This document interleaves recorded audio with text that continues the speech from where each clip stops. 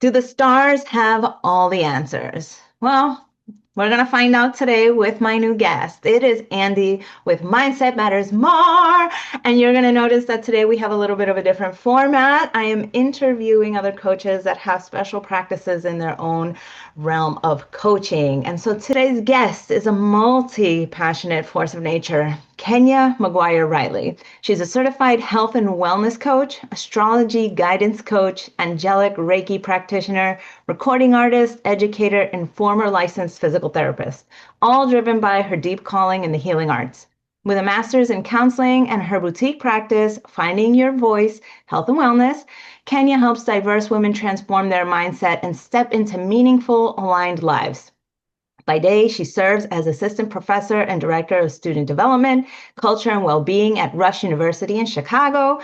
When she's not teaching, healing, or creating music, you'll find her planning soul-nourishing retreats, launching in-person astrology and Reiki sessions.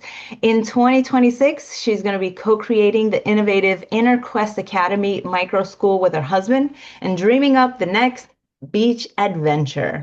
Everyone, please welcome the radiant Kenya. Kenya, Oh, welcome. oh my goodness. Thank you, Auntie. It's so good to be here. Oh my God. I am so excited to have you on here, and I just have so many questions, so I want to dive right in. Let's go. Let's go. Yes. So, did astrology come from coaching, or did coaching come from astrology? Chicken or egg? Which came Ooh, first? which came first? That's a good question. I have been looking at astrology since I was about 8 years old. So I would say astrology came first, but I just looked at astrology honestly because it was interesting. I would meet people as a kid, and I can't, people always say, well, how did you learn it as a kid? And I don't really remember. I think my sister must have introduced it to me because she's 8 years older than me.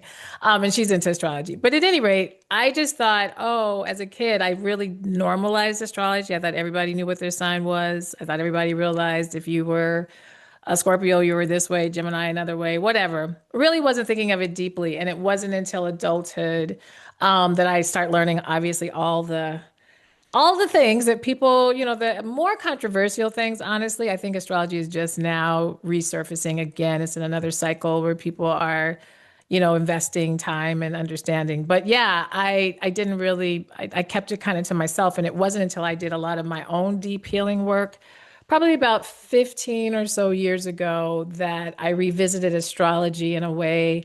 An astrologer did a reading with me in a way that was very healing and very therapeutic. And I was like, okay, this is different. This isn't the how I thought you could use astrology.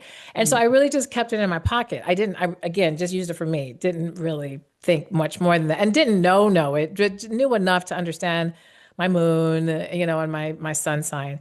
But it was COVID. COVID, Ah, of okay. course. It was COVID that shifted a lot for me personally. Like I think everybody, I was already in a big shift. I was going through a divorce actually right when COVID hit. Yep, I was already in my pandemic. But that having gone through that, my life was changing so quickly. And I started studying astrology more just because of my curiosity. I knew the healing factor of it. And so I studied it more honestly, again, just to keep learning more about it for myself. But the more I started, I actually got a astrology teacher. I decided to take advanced kind of understanding of it. And once I got involved, he was like, "You're very natural at this. Like, you need to think about how could you use this?" And I'm like, "Exactly. I can use this with people that I coach, and I already was kind of, because, of course, the moment I see their sign, I was already in the habit. It was just naturally for me to kind of, okay, that's a little bit of their wiring. No judgment or anything. It's just they're wired.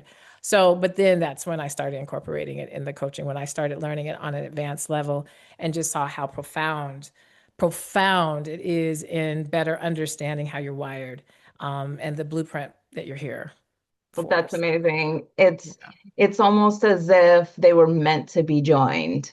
And oftentimes we try to shoehorn in a career or a passion, and we're like, oh, how can we make it uniquely ours? But if something that has been in your life since you were 8 years old, and it just it becomes seamless. It becomes Yeah. something that is just like natural to integrate into your practice, right? Yeah. Yeah. So Yeah. how It do you was. use it? Oh, so yeah. So now it's funny because I was very skeptical initially about how I was going to approach it because to be honest, most of the clients that I was working with at that time, which was the beginning of COVID, so 2020, I really started coaching artists back in like 2016. And then I started shifting from coaching artists to just coaching women. And many of my clients were over 40, some over 50, many of them are African American.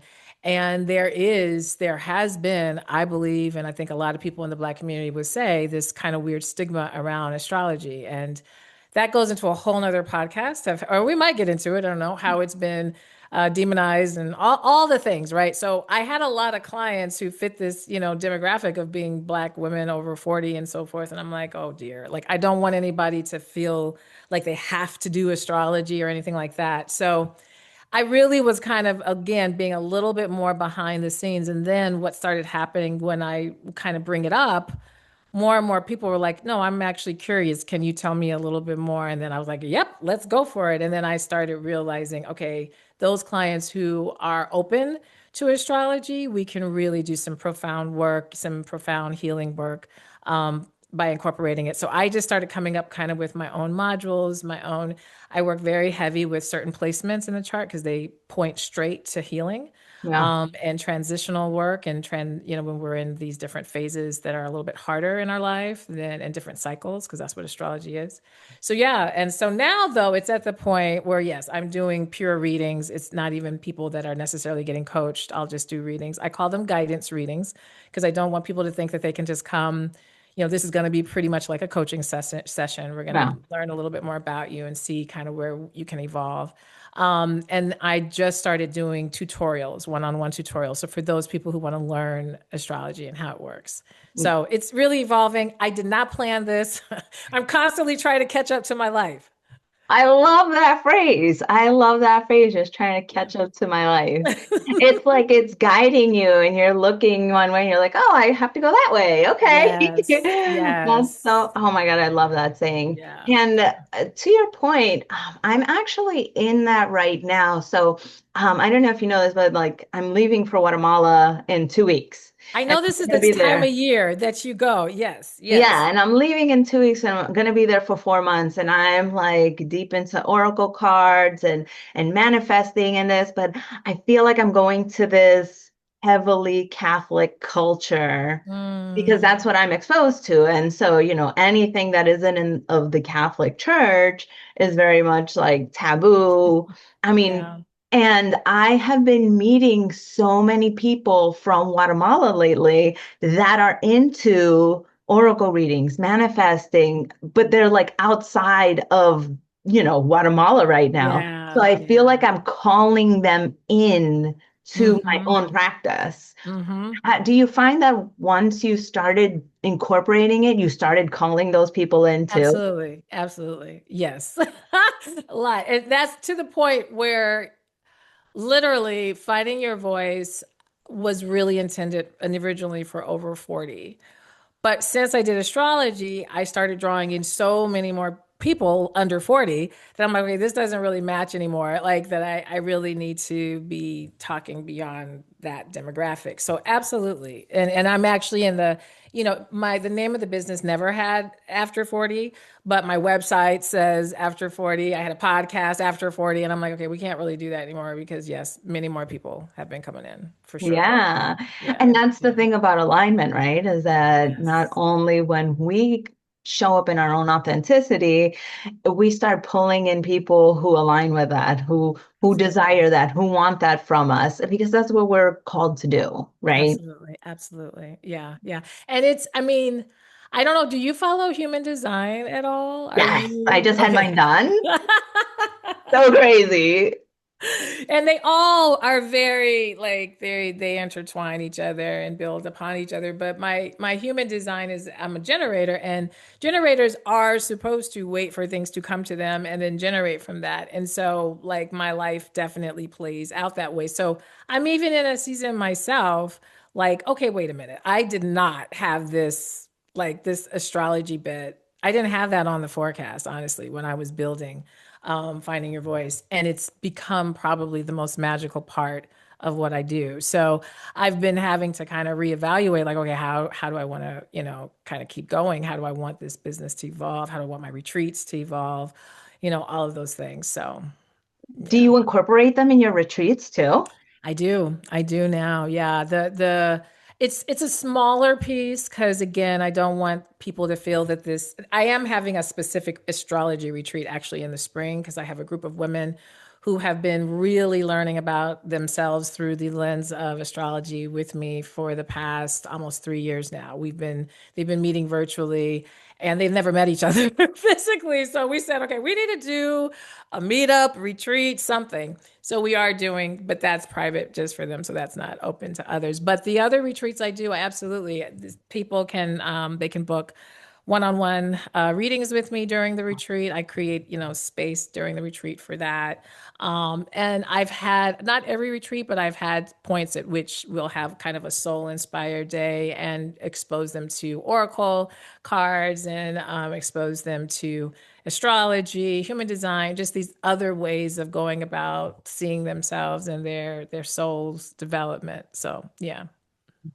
Have you ever had an aha moment in your astrology reading? Like one where you're just like everything kind of just snaps into place and Every reading. you're It's really, I tell people, I mean, when you really start digging into astrology and you start studying the layers, it is absolutely mind blowing. Even to me, having studied it pretty intensely, I look at now the things that I'm doing now, even I'm like, okay, where in my chart? Like, where is, I'm like, oh, there it is. There it is. There is the astrology in my chart. There is me doing retreats in my chart. There it is. And the thing about astrology, it isn't like, it's like a mirror. Like it's just kind of reflecting what you're already doing. So whether you are following it or you're not following it, it's happening. yeah, It's going to rain whether you believe it's going to rain. If nature says this is when it's going to rain, it's going to rain. Astrology works like that. So constantly, I literally just did a workshop this past Saturday where we were learning how to basically, the ABCs of learning how to read, interpret your chart and how to look at a chart. And just there's some very just visual, quick things you can look at and be able to read. And all of the participants were just like, no way. Like you could just look. And I too was like, oh my gosh, yeah. yes way. So it happens all the time. All the time. Yeah, I Yeah. find that even in my own coaching, like, so I don't particularly use astrology. So this is why I'm Mhm. like so fascinated that you've integrated this. But Yeah. even in my own coaching, when I'm sitting there, I get out of my own way and just let whatever channels through me happen. So I know that there's like a higher power, higher Yeah. consciousnness source that's kind of working through me. Yes. Yes. And even like, the things that I say, sometimes I'm like, I would never say that. Like, that's not something I would say. Like, I don't know why I'm saying that. But then I see their light turn on, Yes. and I'm Yes. like, okay, there it There it is. is. I mean, It this just, is really special work. I mean, I'm glad that you're saying that because I think sometimes people feel like doing coaching or whatever is more coming just from the intellect or the cognitive. It is such a spiritual experience and you are a conduit and yeah, me too, and I do notice I've been paying attention to this more during my astrology readings. I can feel when certain energies are showing up, whether it's ancestors. I can feel if we're in a really heavy part of a chart or the client is experiencing something pretty heavy, and we're just kind of trying to be in the moment. I can start feeling energies showing up, ancestors, like I can feel it. And, initially I tried to ignore it. I'm like, am I crazy right now? And it's like, no, no, no, no. There's more to this than just talking about this issue. Like there's more energy behind it.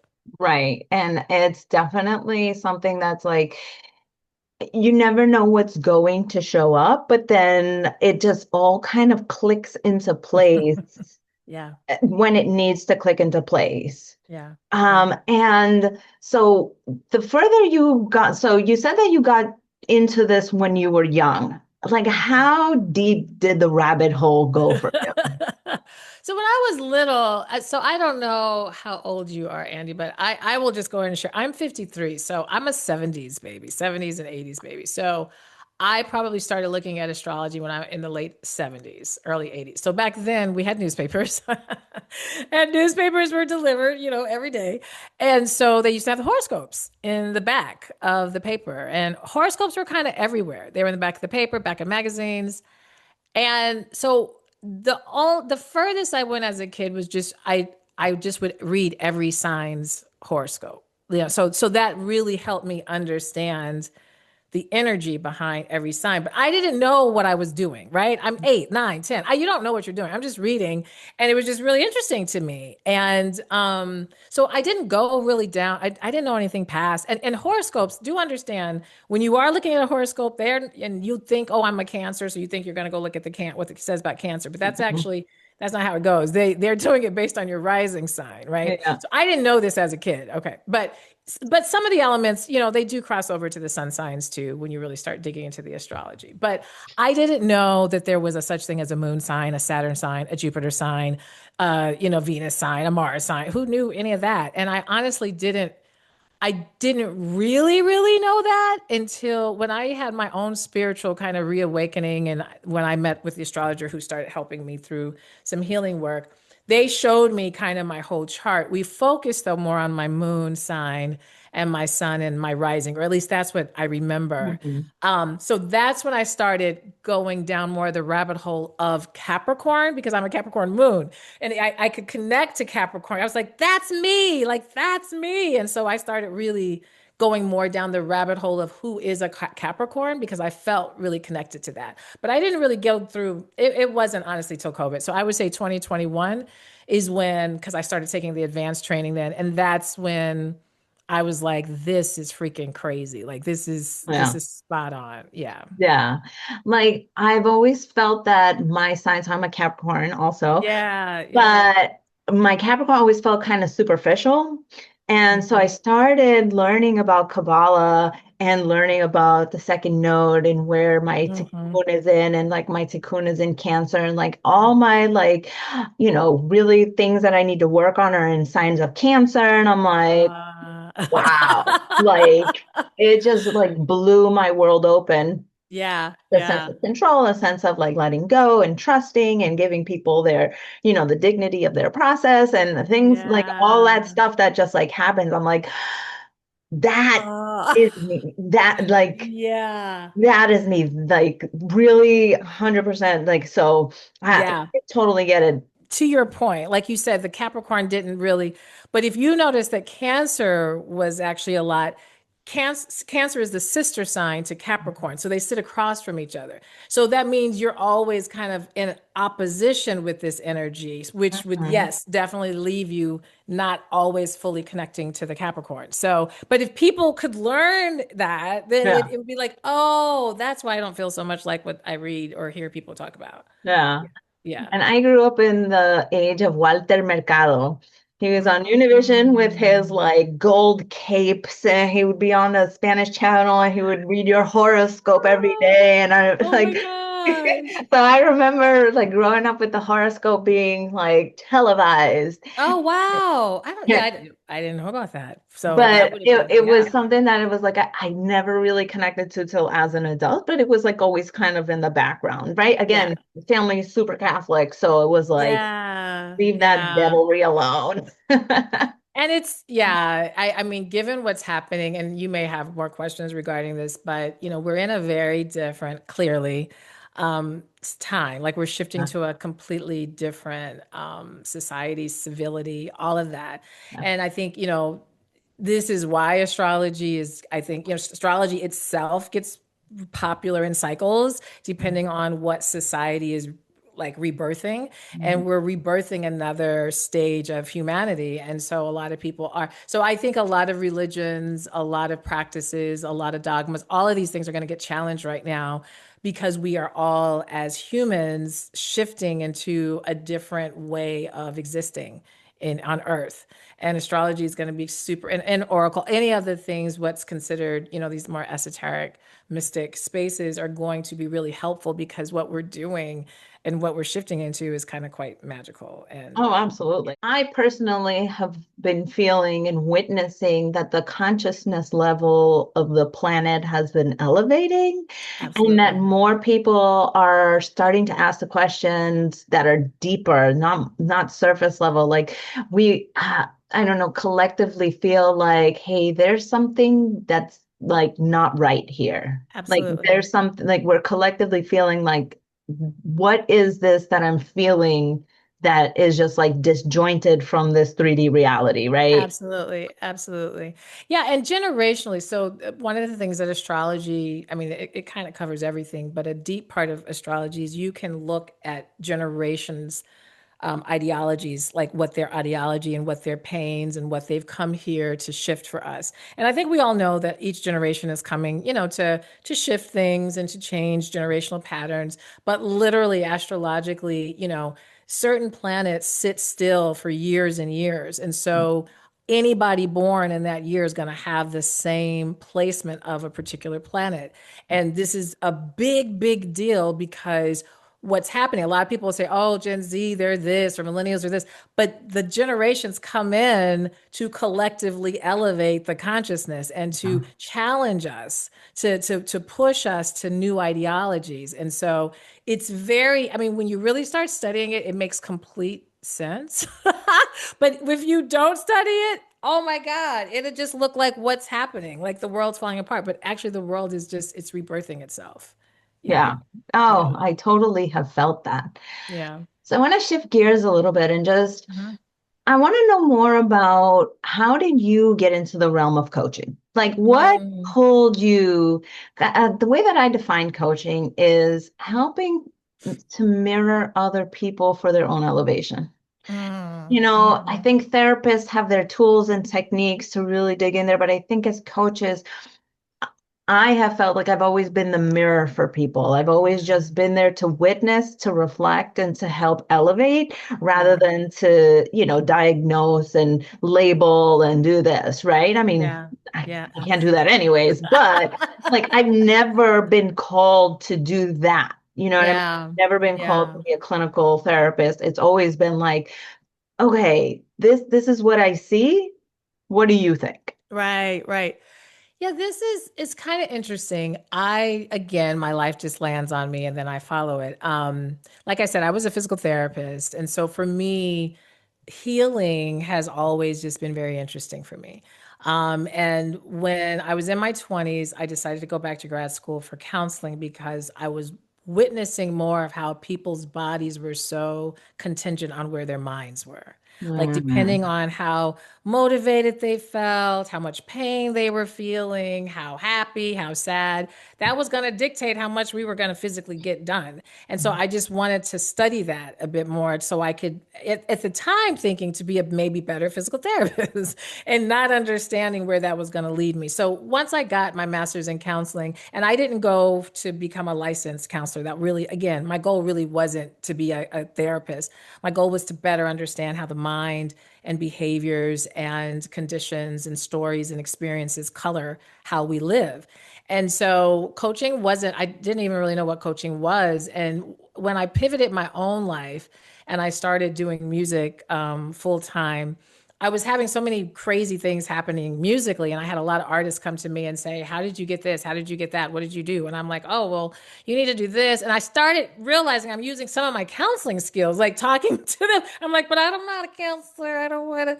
And that's when I started researching about, I don't know how coaching kind of landed, but it was like, I think I was looking up creative coaching, like how do you kind of coach instead of, and I had heard more about coaching.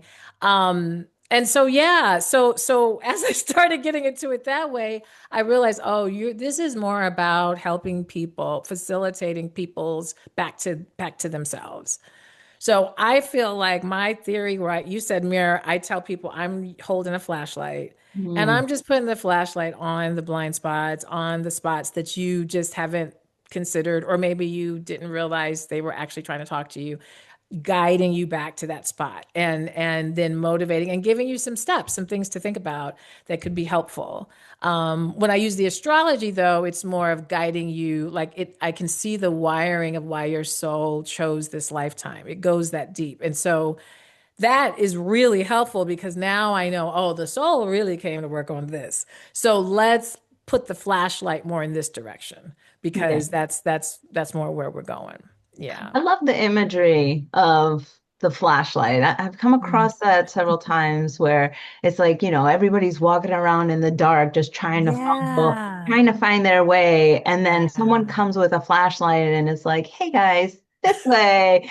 And it really feels like that, being able to hold the Yeah. flashlight and help people just to find their way. Not my Absolutely. way, not everybody Absolutely. else's. Not my way. Right. Yeah. And I'm real big on that. And I think also being a parent, like being a mom, Mm. I've learned like that's been the only way I've really been able, I feel, to be an effective parent is to put those flashlights and show them like these different possibilities about themselves and possibilities of the world. You get to choose. I mean, they're young adults now, so it's very much that. So yeah, and I even think therapists like we have to that's I think talk therapy is another space that's gonna, like every system, is really gonna get pushed to Mhm. elevate as well and to Yeah. evolve. Because we're just in a different time. Yeah. Do you find that your children accept the coaching part of being a mom or Yeah, I mean, they are kind of yeah, I think they appreciate it a lot. I mean, we talk about this a lot. My youngest son is 19, my oldest is 22. Both of them are very, I mean, way more evolved than I ever was at 19 and 23 or 22. And my 19-year-old has really taken to astrology. Like he gets it. So he will sit and he's like, oh, my Libra moon is doing whatever, but I'm going toward my North Node in Aries, blah, blah. I'm like, oh my God, I love it. You can use it. So they contact me to almost be their coach. Like they're kind of like, okay, mom, this is the situation, and like not so much what should I do? They never really ask that. They just say, this is the situation. What are your thoughts? Like, am I seeing this right? Or should I be seeing this another way? And so that to me is that hand of, okay, I can step in and be more the coach or the guardian or whatever. Yeah. And it's really worked for our relationship a oh, lot. that's Yeah. amazing that Yeah. they like appreciate it too, that Yeah. they Yeah. accept it, appreciate it, and are learning about it. I've often seen, dynamics with parents when it's always the do as I say because I Yeah. say so. And like the kids will go in the opposite direction because there's no rhyme or reason to it. But Absolutely. stepping into allowing the dignity of one's journey, right? Absolutely. And this is the thing. You must learn your children's chart. I cannot, I almost think you need to learn their chart more than your own. No, that's not true. You need to learn yours first. But you must. Oh my gosh. It is a game changer in your parenting because we think we see our children for who they are. Like we think, but when you begin to understand literally like why their soul chose you, Yeah. why they came here, and astrology gives information about that, it completely has changed that is what has allowed me to give them their Wow. journey because I'm seeing in their chart, especially my oldest who's an Aquarian, and Aquarius is the energy of individuality. It Yes. is the Oh, yeah. energy of innovation. And so since he was born, he has never done anything that a book said he was going to do. Never, never, never. And it really wasn't until his teens when I was getting into the astrology more that I started realizing, oh, this is what he needs. This is what's going on. He's an Aquarius. He's a Scorpio moon. He's a Cap rising. He's intense. He's intense. So I've got to let him, I can't be trying to tell him what to do. Like that's Mhm. just ridiculous. And so I do a lot of my clients who have children. It doesn't matter, even if you don't have children, but definitely if you do have children, you want to see those people who are closest to you. And again, not while you're dating and looking on, and I'm going to go try to find this person and you don't even know like anything about them. These are our intimate relationships that are already established. It's very helpful to be able to look into their charts because and I say with their permission, because that's it's pretty powerful when you're looking into a person's chart, but it really is so helpful. And yeah, it's changed it for us. Yeah. Yeah. Yeah. And, even to go a little bit deeper into that when I work with clients is not only why did their soul choose to be with you, but why did your soul choose to birth them? Yes, That soul absolutely. contract that you have with your children, and how does that elevate you? So just even reflecting with my own children, it's like I see me in them. Like Hmm. my oldest daughter, she's my natural daughter, and she has my sign in her rising. Yes, yes. And I'm like, oh, Oh, I'm sorry. telling you, you go find her moon. That's what you want. I always tell moms, find your kids' moons because that's how they're experiencing you. The Yeah, moon represents the mother. So it's not how you necessarily are as a mother, yeah. it's how they literally are experiencing you. Oh, So, yeah. Yeah, yeah, absolutely. And yeah. the intertwining of the what are we here to do together? What are we here to do to Yes. elevate? Yes. And, how can we be each other's, assistant or guide, or Absolutely. just Absolutely. what are we learning from one another? And so I have Yes. two stepdaughters who are Tauruses, and Mm. like I know you remember at the retreat that we went Hmm. together that there was a Uh-huh. lot of work around Taurus that I was going through. Yes. That was Yes. very powerful. And again, learning like what is it that I'm here to learn from them? And I remember Absolutely. I had a conversation with my stepmother. This was Mm. back when the relationship with my husband was new, and I was like, Mm. oh, um, you know, the kids, they're kind of, we're just kind of not vibing. I don't know what's Yeah. happening. So I turned to my stepmother and I'm like, how did you do it? And I Yeah. laugh like, Yeah. yeah. Payback, right? It was No. like, yeah, exactly. She's like, uh-huh, yep, circle of Yeah. life and all that wonderful stuff. Hmm. And so I just remember thinking, yeah, no, there is something that I need to learn. And through them, my relationship with my stepmother, through them, what does it mean to be a stepmom? What is it that I was capable of doing? What was she capable of doing? And then going through that lineage, Yep. You're women. you're you're calling it. So this is what's so crazy, Andy. All of that. Yeah. I can see all of that in a person's chart. Yep. From stepchildren, step parents. I mean, all of that is Well, there. And so it's super powerful. It's better though to be living it. Like I have clients tell me your story yeah. because we have the power. This is the one or the most amazing gift of being a human is you have that free will. So you are coloring in this map. I don't know I can't look at a chart and know a person's story. There's no way for that. You are coloring it in. So you tell me the story. Now I was like, I have the context of how this is playing out. Yeah. And yes, if you have two Taurus energy that, if any energy, if you have a sign that commonly is around you or is familially, like I have a lot of Gemini. My Oh, mother's a Gemini. My daughter, I mean, I don't have a daughter. My son is a Gemini. My mother's a Gemini. My sister is a Gemini. These are some of the closest people to me. So clearly Gemini energy is trying to, I'm learning more about Gemini, and Gemini in my chart sits in a hidden part of the chart. So they're trying to show me that. So yeah, it's fascinating. It's, yeah. and my mom's North Node is my sun sign. So kind of similar to what, so we're all in this dance together. Yeah, It's amazing. absolutely. Absolutely. And it's never misses. Never miss. I've never seen it miss. It doesn't. Mm-mm. Well, Chica, I'm so grateful that we got to spend this time together. Can Yeah, you tell the listeners how they can reach out to you, how they can get in touch with you for a absolutely. one-on-one, or what's coming up for you? Yes, no, definitely. If you're interested in doing a guidance reading or if you want to learn astrology a bit more just for yourself, if you go to findingyourvoiceafter40.com, as soon as you come to that website, you'll see where it says book a call, book a discovery call. And I usually start with discover, they're free, the free discovery calls, just so I can hear a little bit more of what you need. And we go from there. It's pretty simple. One of the astrology and retreats, I feel very clear that that's the space that my work, really resonates and where I feel so much joy. So yes, if you go to that site, findingyourvoiceafter40.com/retreats, then you'll see a form and it lists some of our retreats coming up. And there's no obligation, but if you're just interested in learning more, you can fill out that form and you'll get updates.